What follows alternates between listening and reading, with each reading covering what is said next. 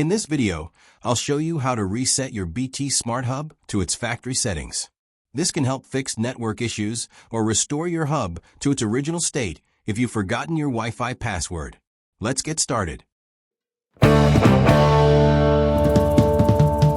Step 1. Locate the reset button. First, make sure your BT Smart Hub is plugged in and powered on. Now, look at the back of the hub near the power socket. You'll find a small recessed pinhole marked Factory Reset. Step 2. Perform the reset. Take a paperclip, pin, or a similar small pointed object. Gently insert it into the reset hole and press and hold the button down for about 5 to 10 seconds. Then release. You'll notice the lights on your hub will go out and then begin to restart. This indicates the reset process has started.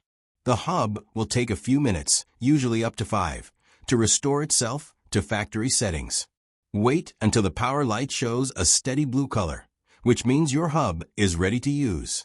After the reset, your Wi-Fi network name and password will be restored to the defaults printed on the label on your hub.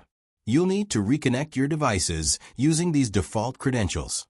And that's how to factory reset your BT Smart Hub quickly and safely. If this video helped, don't forget to like, share, and subscribe for more tech tips. Thanks for watching.